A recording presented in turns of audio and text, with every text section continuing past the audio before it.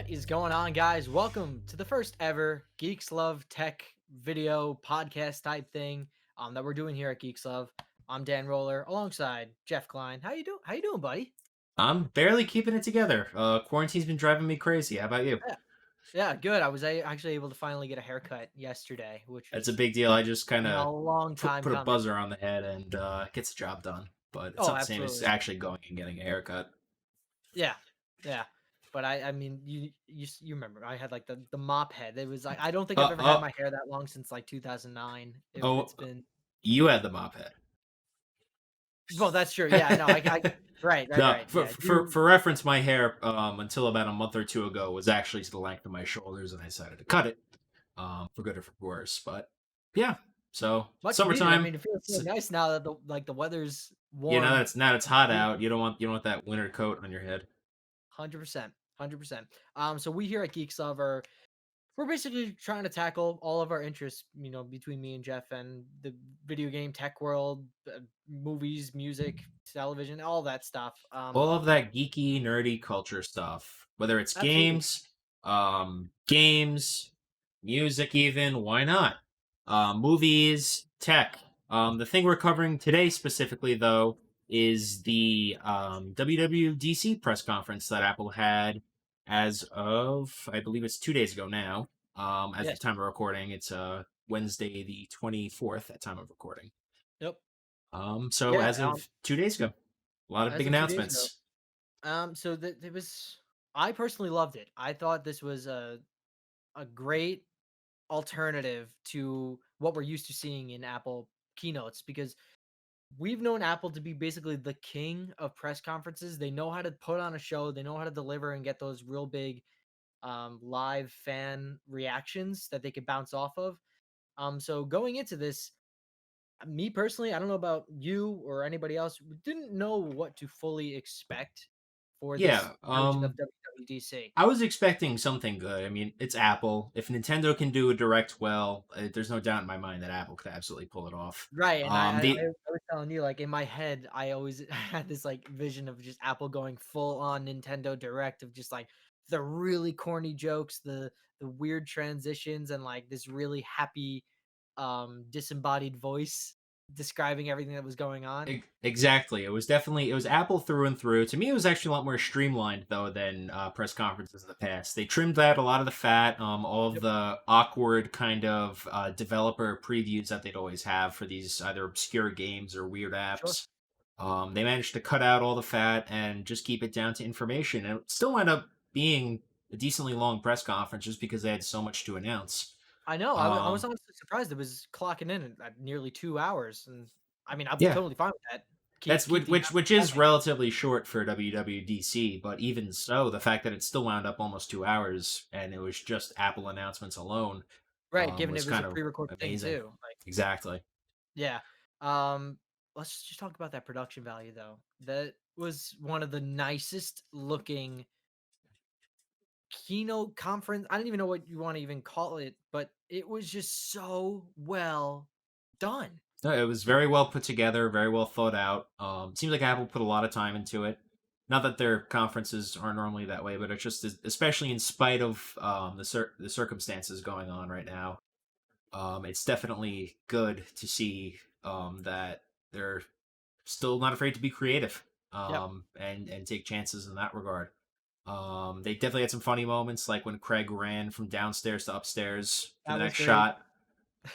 Stuff, little things like that, little Easter eggs here and there. I wasn't sure if they were trying to be really tongue in cheek about the production value too, because even in like the minuscule transitions, they always had like this like almost heavy metal esque music, like transition music.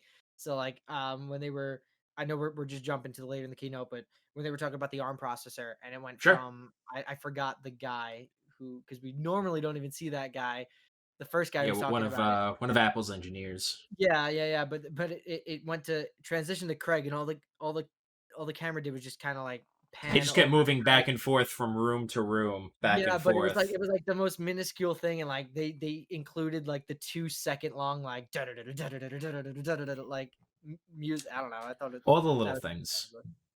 yeah. But getting down to the meat of everything, though, Mhm. Mhm. The some of the big announcements, iOS 14, obviously. That's a big one. All the rumors were true. It seemed like. Yep. It's a little bit of a smaller update, I would say, relatively speaking, for a full number. But a lot of features that people have been asking for forever. Right. Widgets being probably the big thing in all the home screen customization. The widgets look fantastic. They That's do. always been one of my complaints with Android when I've used it over the years. Is the widgets have always looked really inconsistent. Obviously, these are only first party widgets, so a lot will be on the developers come this fall to make sure they also deliver. But I feel like the Right. way Apple's handling it, the fact that it's a little more restricted. You can't quite move everything around quite as freely still, and they still don't let you move I did see icons a couple around. people who were kind of irked by that, where it's like, "No, I can't just put a widget in the dead center of the screen. It has to be Yeah, either on the left or right side with apps next to it or another widget next to it."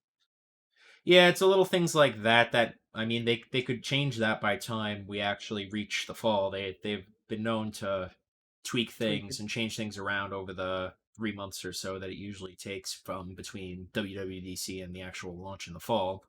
Mhm. But some other stuff as well. You have that new Siri UI, which again, a lot of people have been asking for. Siri to not take up the whole screen. That's right. But also, it comes out now that the downside to it is you still can't interact with your phone when Siri's open. So you can open Okay. Siri, but it's basically Siri is still full screen in terms of interaction. You could basically It's just see the page under Siri, but you can't yeah. interact with it. It's So still so for example, if you're watching something on YouTube, you're fine. It doesn't take up the whole screen.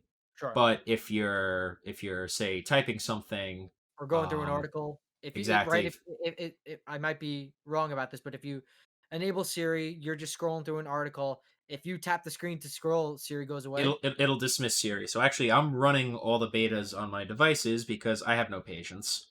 So let's say, for example, I'm in the news app. Let's see if the exposure can catch up. Let me dim my screen down. That's better. Okay. So Yeah. let's say you turn on Siri, and then you go to scroll. You can see Siri just dismisses itself Mm, right away. So that's a downside. I guess, like yeah, I would like to it is. see like the ability to keep interacting with things as I go. Little complaints. That sort of seems to be what little negative feedback, at least through the initial announcements Apple's gotten so far. Is it's all little things.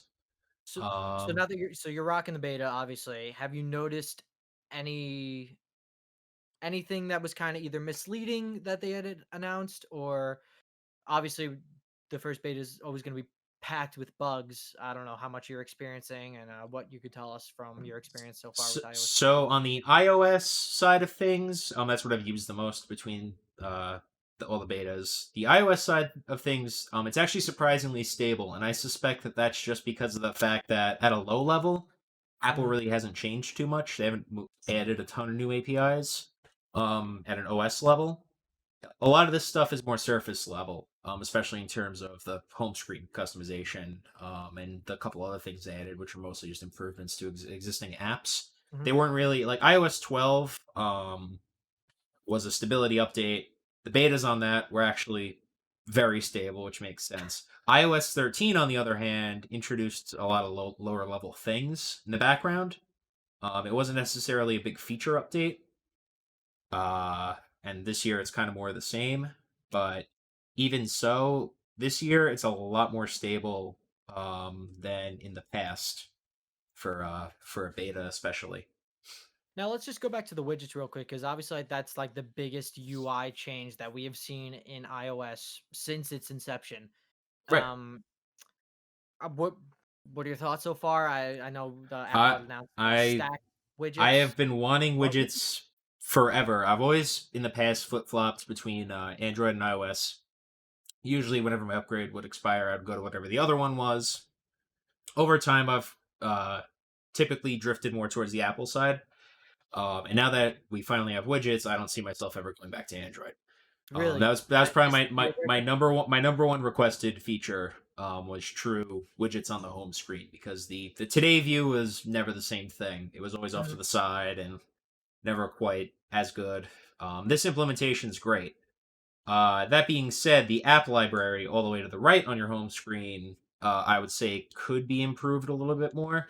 The way that it currently works is they sort all your apps seemingly off of whatever the App Store category is.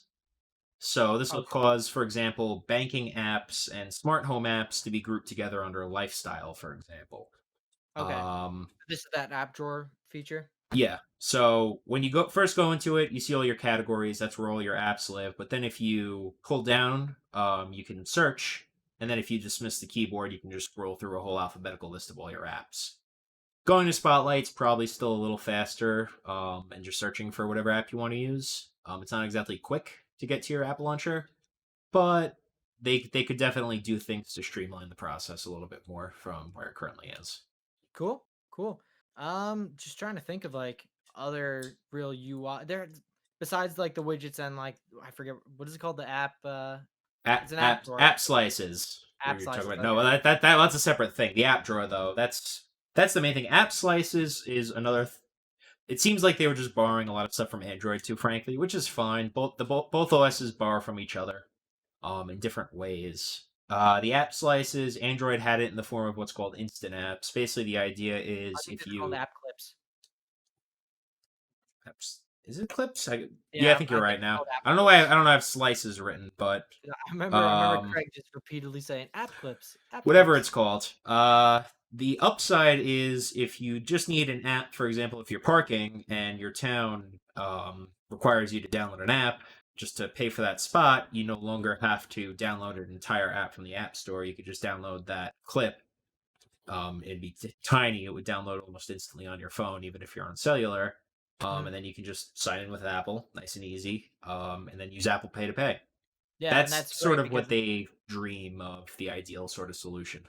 absolutely, and I was just gonna say like that's very ideal in terms of like you when you download an app, like for a parking meter, for instance, like you're gonna have to go through the whole sign-in process, adding your credit card and all that. If they're making these app clips more accessible to sign in with Apple using Apple Pay, there's no credit card needed to store. There's no information you're truly giving this app for lack of a better word.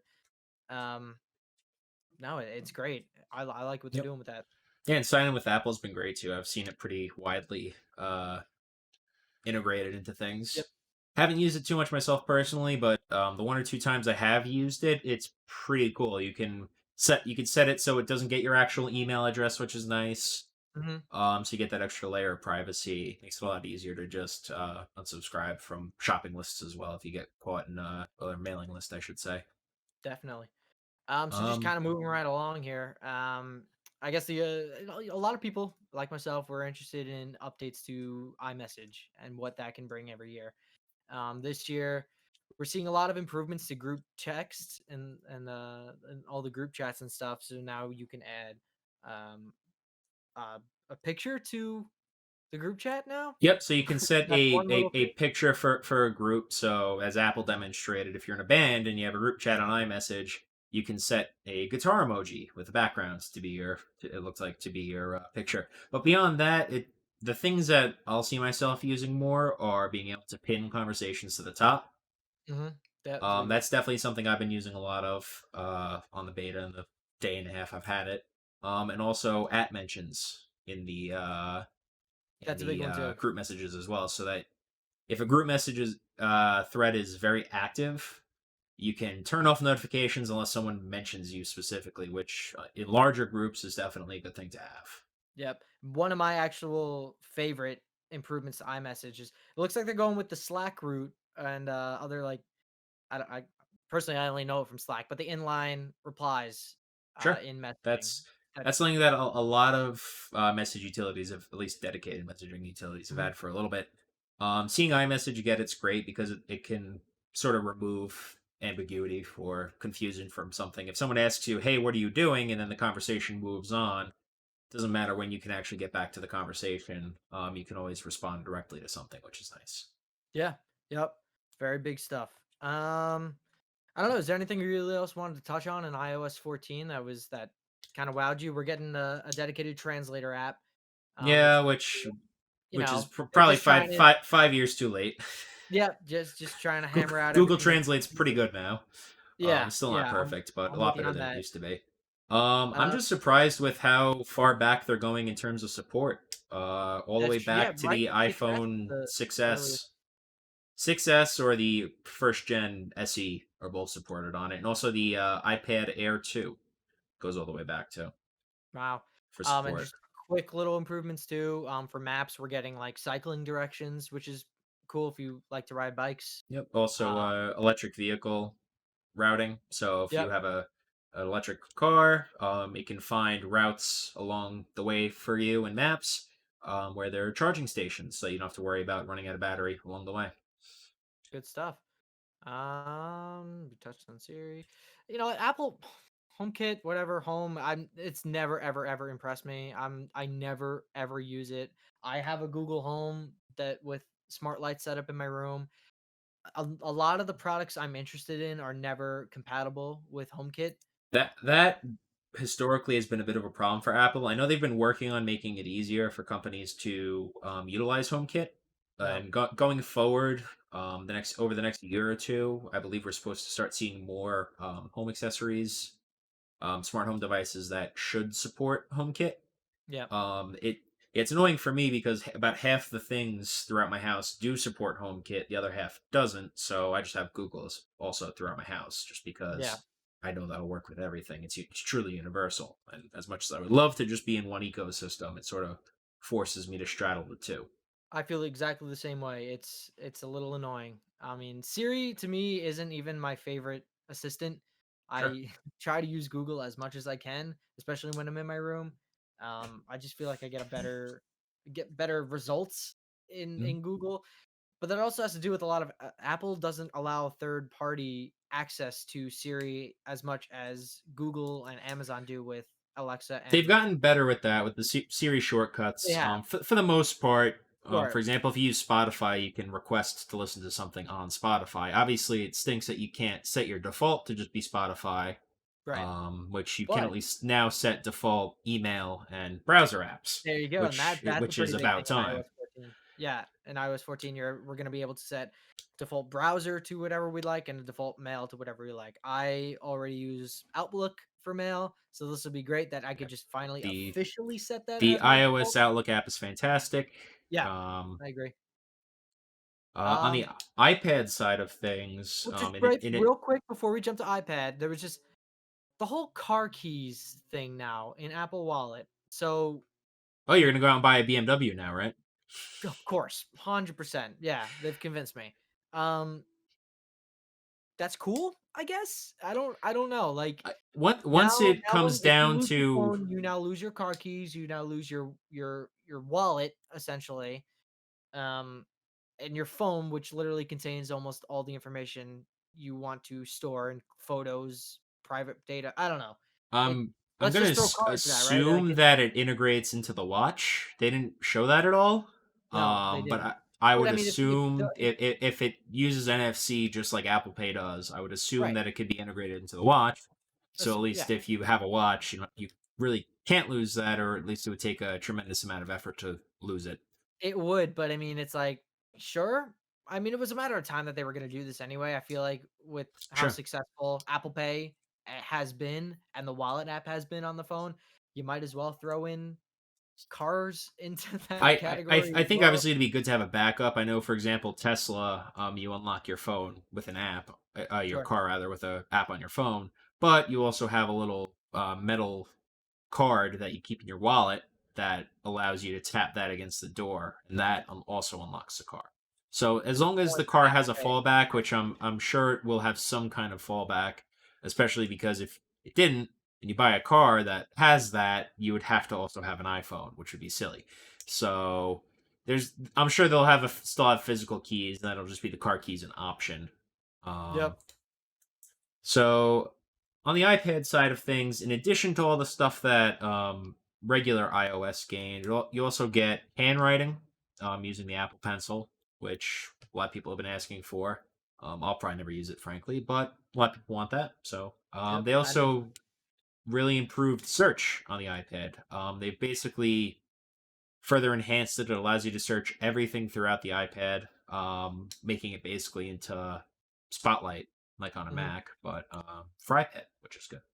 Cool. Beyond that, And though, all the same features, widgets, all that stuff, yeah, yeah. messages, I mean, improvements. iPad OS is great.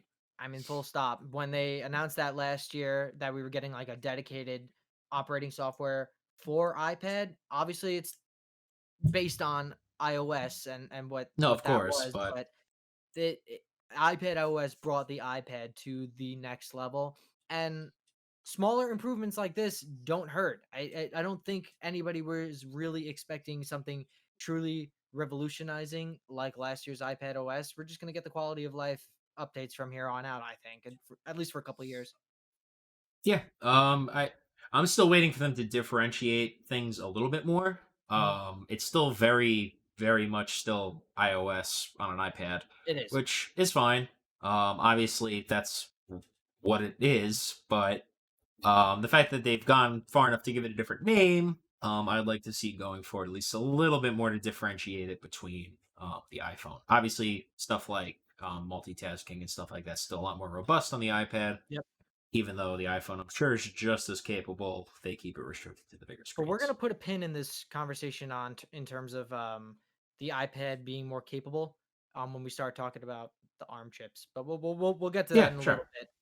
Um, Well, like, Scribble, I think you yep, brought that scribble.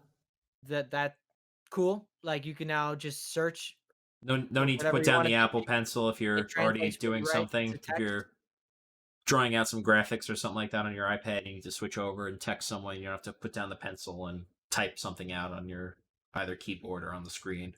Yep, It's useful. Again, not good. something I'll probably I use mean, a terrible amount, I've but had instances where it's like I'm using the Apple Pencil and then like I get a text or something. It's like I put it down, like just type it out, and then it whatever. Cool. Cool thing. I'll take it. Um, but let's I guess get to so we have two options here. We can get to the biggest news, or we could talk about just the we'll other we'll tiny we'll, things, we'll right? go to Mac OS next, And then we'll talk about the and smaller then updates. and then we'll finish off with ARM, which frankly Well, I I'm think saying like 'cause we got like big AirPods news I that we can't need tell if to. you're kidding or not. I'm not kidding because I think this is a pretty big. I thought Monday was a pretty big day for people who have AirPods Pro. I Personally, mean, it's kind spatial of audio is pretty cool. it, They're bringing yeah. spatial audio to AirPods. I mean, it sure. Yeah. No, I think that's a cool thing. Like the way they were describing it was I don't know if you're like on a plane or a bus and like you bank and then like it follows your direct. I don't know. No, It it seemed pretty cool. I'll wait until I have a chance to sit down and use something with it Sure, before I speak any more badly about it. but I will say I the bigger it's up. all I'm sorry. right, Go ahead. but no, it's What were we saying? no. I was saying it's all right, but like it's not. I wouldn't say it's a groundbreaking feature by any means. I think it's cool. Don't think it's groundbreaking. I think it's pretty cool. It's a neat feature. The bigger feature or the cooler feature I think with AirPods is being able to seamlessly switch from one device to the other without having to reconnect your AirPods to that said device. So if I'm on my Which iPhone, I always thought that was supposed to be the goal when when the when it original came out, AirPods were first announced because I like when they said that I thought about it I was like, "Oh, right. Anytime I change devices around right now, I have to change it myself." yeah. That it's long needed. I'm So excited to be able to just seamlessly switch between things. I haven't really gotten it quite to work using all the beta software and all my things. I also haven't been sure. switching around too much though. And also I have a pair of Beats Pro and Power Beats Pro and AirPod Pro. I haven't really used the AirPods Pro Mhm. recently, so once I have a chance to use that a little bit more, um, maybe I'll actually see that feature work.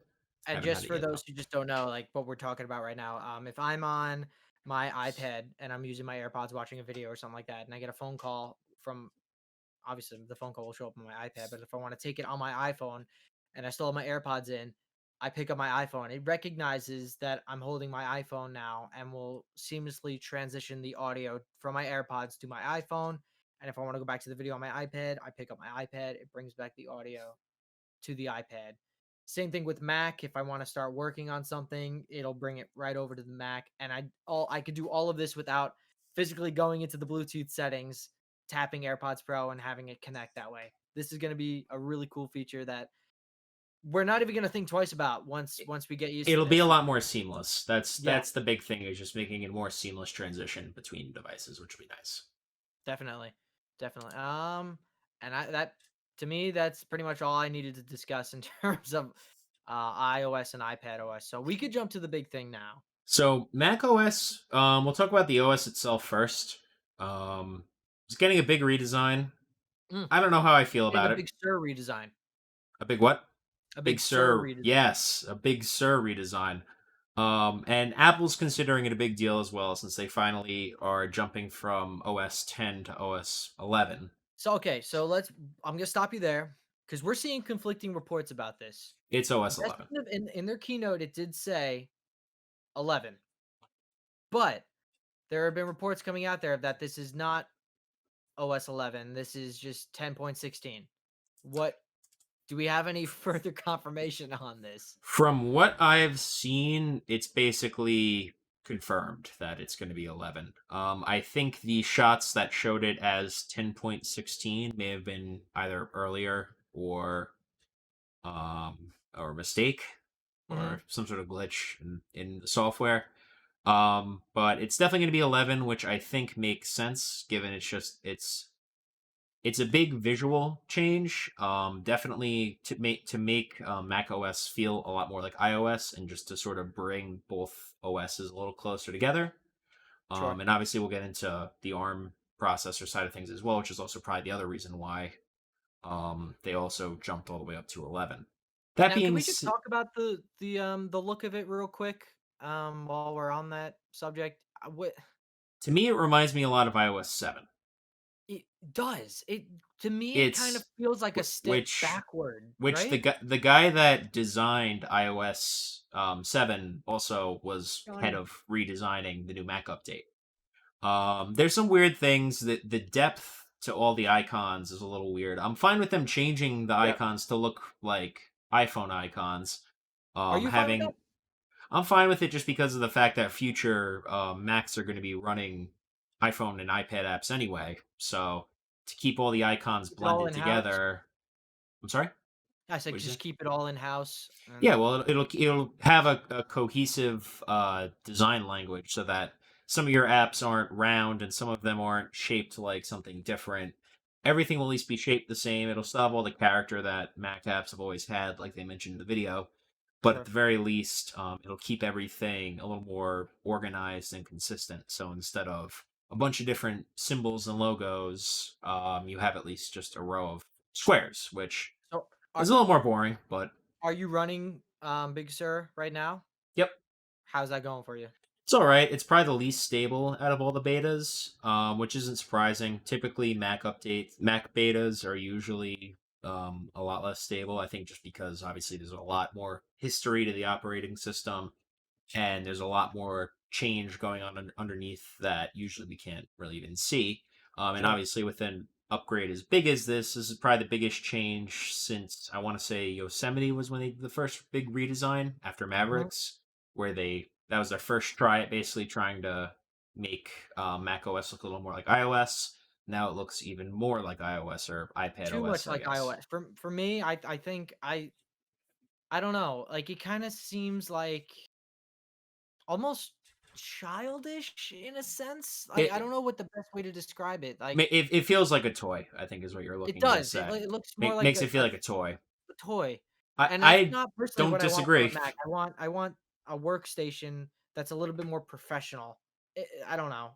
Obviously, it's gonna do the same things that the Mac already does, but UI is very important to me, and I'm sure to a lot of people. And maybe I don't know. Can you confirm that there are other wallpapers besides that colorful Big Sur one? Actually, I can, because of the fact that changing my wallpaper is bugged out right now. I can't change it to the color one if I wanted to. So currently I have mine set to the dynamic picture of Big Sur. Oh, okay. All right. Yeah. So, That is for it only whatever that one colored reason, one? what'd you say? Is it only the one like colored one, the gradient? Yeah. So that's, at least in terms of new wallpapers, that's the one. new one. So you have that color gradient. Then you also for like the dynamic. They have that. They have a light one and a dark one, or you have a the dynamic one that changes throughout the day. Okay, And then you also have the picture of Big Sur, which again you have light or dark or dynamic depending on what you want. gotcha. But beyond that, it's all the same Mac wallpapers we've always had. Um, but it's just it's a lot. I guess to put it You just simply, seem a it's a little, like, lot. on the fence about it. Yeah. I think professionals are gonna hate it. Yep, Just because it's change for the sake of change. And all the transparency layers and things like that can just kind of be distractions. And for people that are sensitive to things like contrast, they can that can actually probably harm them in the long run because being able to tell the difference between, for example, when you're in the menu bar and you're trying to look between which options are available and which are grayed out, it's I would say harder to tell than it is in the past, just because of how transparent everything is compared to how it used to be. sure. Transparency's been a part of macOS for a bit, but this is taking it another step further and Yeah, really adding transparency to different layers and stuff, even down to Finder, things like that. gotcha. So Now it's I'm sorry, I keep talking over no, you. it's fine. I was gonna say they added a control center now to Mac OS, and that I feel is the biggest iPad-esque feature that they have brought over to Mac OS. I mean, you're looking at the display and the sound. What do you even call that? Sound bars, toggles, whatever.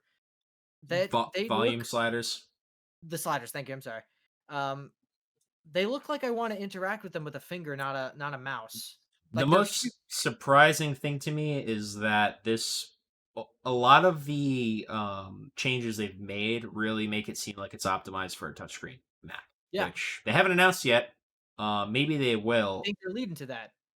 I think they are too. I would like to see, for example, something like the Surface Book, Me too. where when you're docked, it's just a full Mac OS experience. But then when you undock, it changes into more of an iPad OS type of experience that's more optimized for the touchscreen. And there's no reason why they couldn't do that. Just given that now iOS and Mac OS both run on ARM, which transitions us nicely into the big announcement from WWDC. Apple Silicon coming to a future Mac near you. Yay! I mean, Yeah, I think so. rest in I peace, it was a matter Hackintosh. of time. It was a matter of time. I guess it's gonna definitely cause a lot of growing pains for the next couple of years. And there's probably gonna be some performance hitches along the way, just because of the fact that nothing's gonna be optimized right for a little bit. Apple said companies like Adobe will be there day one, which is big, obviously, since a lot of creative professionals rely on the Creative Cloud. Having Adobe there day one is obviously necessary for For the the new professional Macs community. for the new Macs to even have a chance, though, since that's predominantly the target audience for Macs in general. Yep. That being said, I still think the first ARM Mac is probably going to be either a MacBook, just regular MacBook, or an Air. Really? Just because I don't think they're going to get the kind of performance out of it that you would expect. So Just so give walk me through this because I'm a big dum dum when it comes to processors and all that stuff. Now you mentioned that the support might be the issue in the beginning for transitioning to ARM sure. in terms of just developers and stuff. Now, when Apple announced that Rosetta 2 was going to be a part of that whole thing where it could basically run older versions of apps from the Intel based Macs on the new ARM Macs. How can that, I mean, wouldn't that eliminate the need for developers to integrate their apps for ARM Depending on or how it how does that performs. That's the important thing is it's all a matter of performance first and foremost. If the performance is there, then the thing is in the past when Apple jumped from PowerPC to Intel, they had Rosetta right? 1, and that they only supported for a few years. It helped that obviously there were massive performance gains involved when they jumped from PowerPC to Intel. But it took a little bit because again, developers had to completely rewrite their apps for the new architecture. it seems like Apple's trying to smooth it over a little better with their universal. The name escapes me, but basically it's a universal code base, basically that you can put out one app that both runs on Intel and ARM. Over time, though, it's going to be a matter of, as a developer, would you want to support Intel, ARM, or both? Because Mm, obviously, every Mac out there currently runs Intel, so there's a massive install base out there already of Intel Mac users. But it's a matter of, do you want to support also the newest few that are running ARM? Given that Apple is going to do a full top to bottom integration, I'm sure all their computers are going to have it eventually, including things like the MacBook and somehow the Mac Pro. Down way down the road, maybe that'll probably be the last thing to get it. But that full integration, that full vertical integration throughout their line, I mean, developers over time really won't have a choice but to support it. People usually replace their laptops about every 5 years or so. Um, or at least they try to get 5 years out of them. So I would say looking again in 5 years, things might be vastly different, but I would sure. hope that if someone's buying a Mac today, they'll at least get 5 years or so of support. Apple dropped support pretty quickly on the PowerPC processors. They only got, I think, another major software update after the Intel transition was announced. So I'm hoping they don't do that again. Um, but we'll see. All right. Cool. So I just want to go back real quick. We didn't even talk about Watch OS 7. I know that was I probably the mean, smallest. I know. I know it was probably the smallest of updates, but I feel like it's just no. a little necessary to So just sleep tracking slash bed mode. It's all integrated. That's something that was long rumored. Good to finally see mm, it built in.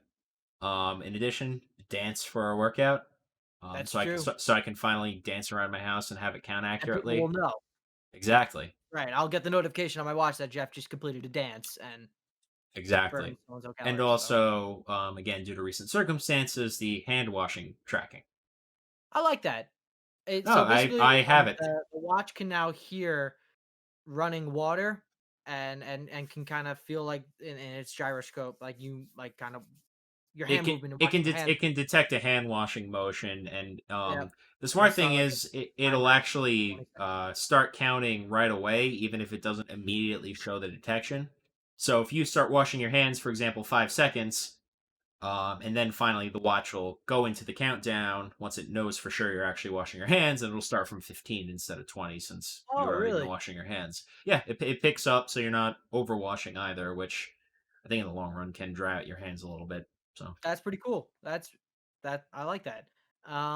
Watch faces, we're getting new ones as we always do, new complications. Yep, and you Um, can share watch faces with people, which is nice. Obviously, it's not yeah, full custom watch faces, which is I think what everyone wants to be able to just go to the app store and download a new watch face. But that's the dream. I would love just for someone to create a complicate or a watch face based on like baseball or something like that, or sure, I have an mean, ESPN a dedicated like ESPN watch face sure, where yeah, or really no and have anything. it At that point, it's anything. endless. You could have anything from I know like a lot of people with Android watches they'll do like a golden eye type thing, like what Yeah, James Bond had in the GoldenEye game. Or I don't know if it's just in the game or the movie, but at the very least, right. it's a GoldenEye watch. So you can feel like you're James Bond. Or I've seen people do like Pit Boy from Fallout. Yeah, yep. So one day Great watch maybe, face. but for now at least, it's nice to have some more options. Being able to also set more than one complication from the same app is nice. Yep. So that if Again, you more want, cycling in maps. yep, same Sure. integration as well, same features. Same Siri we're getting. More hearing health for for the Apple Watch, which can also connect to your AirPods. It's kind of basically an update to the Noise app, which says now we're giving you more ways to keep your hearing safe as well as more control over how you listen. That's basically WatchOS 7. That I mean, you want to talk about a quality of life update? That's all you get with WatchOS 7. Definitely, Cool. that's Sure. couple nice features. Really nothing groundbreaking. Um, like It's So something at least. I don't know if it even warrants a whole version number thinking about it, but it's a big yeah, enough change. as we're wrapping up here, we'll close out by saying or thinking about updates and announcements that we wish we got at WWDC 2020. Oh, that's a Uh, good question. yeah, so I don't think this was a disappointing conference by any means. From again from the production value to just in terms of just demoing each OS was great.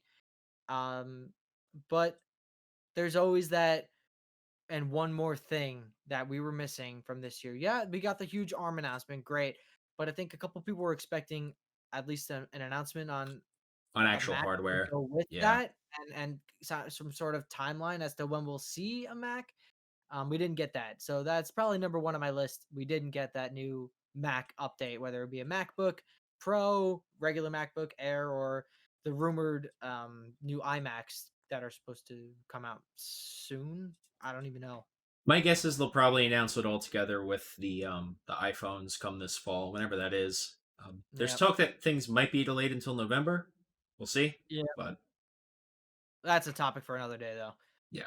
Are you what was your biggest upset? Biggest upset, like disappointment that it wasn't Disappointment. announced, or that's a really good question actually. I would probably I mean in a way I am almost disappointed that Mac's moving to ARM just because it means that a lot of things are going to be changed at a deep level. A lot of compatibility is going to be broken, depending on how long they support Rosetta 2. In the long run, it's probably best, and assuming Apple's processors can push the hardware as hard as it can, this can be a good thing in the long run. But it's just it's sad to see it happen. I guess to see Apple. They're always the first one to break off and sort of set a trend like that in a way. They did it with CD drives and Yep. killing off USB Type A on their laptops, things like that. Headphone Um, jack. headphone jack on their phones and iPads. Yeah, they've always been sort of a trendsetter in that regard, in terms of changing things around. And ideally, this change will be seamless to a normal just end consumer. Yeah. The kind of person that just uses their MacBook Air to browse the internet, do some emails, maybe some Instagram photo editing on the side. They're not really Sure. going to see any kind of a major change. It's the people that do things like obviously develop, but also really use their computers for work, where I think the biggest change will be. So And I'm just gonna take that pin out that I put in before about the ARM processor and the iPad. It was just a quick thought. This kind of opens the door for pro apps that or Apple developed pro apps to make their way to iPad now that they're basically running absolutely. off the same chip. So we could potentially see Final Cut Pro make its way to the iPad Pro or even Logic if that As happens. I mean, that as talk about a much game as I changer. would love to see that, I'm also terrified at the thought of using full Final Cut or Logic on a tiny screen. Sure. I would like to see Apple fix the multi-screen implementation first. Give us some options, either couple windows on each screen, something. Right. I know that the thing is the current iPads are kind of limited by their RAM. They have enough. I think the current iPads have 6 gigs. I want to say, which I think you're right. when you're using at max 3 applications at a time is enough, especially for an iPad app.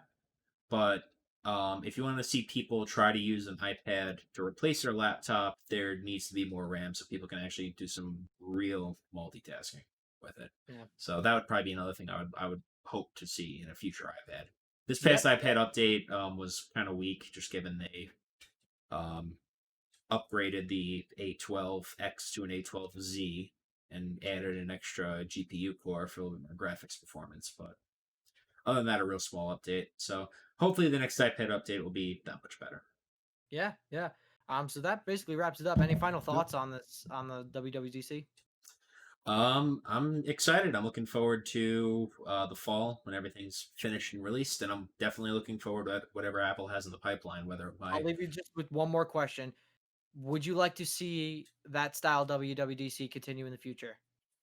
Could you I I personally from someone who stays home always, I'm never gonna go there. That was the best way to view WWDC. As a viewer, it was a great experience, but I think it's also important to have that live interaction, especially for something like WWDC. It's really important that developers can get some FaceTime with the people that actually develop and create Absolutely. Swift and all the stuff underneath that makes iOS and macOS tick. Um, I wouldn't mind it. I would prefer if things permitting they go back to it as soon as safe. Yeah. As soon as they could do so safely. But beyond that, I think it's definitely not a bad thing that they did it this way. It's just to me, it's not what it could be. There's always more hype, more excitement when they're out on stage talking about this kind of stuff versus just putting out a pre-produced video. Guys, this has been the first episode of Geeks Love Tech.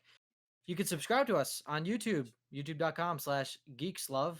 Oh, and no, don't. That's not a thing because we don't have enough subscribers yet to get our own custom URL. Forget I said that. You can follow us on Instagram though at Geeks Love Media. Just keep up with us, man. Subscribe, and we're gonna be putting out more reaction videos like this to everything that we really want to do. We love video games, we love tech, we love all that nerd and geek stuff. We want to be a part of that community and act as another voice in that community. So be sure to follow us and subscribe. That's about all I got to say for Absolutely. that.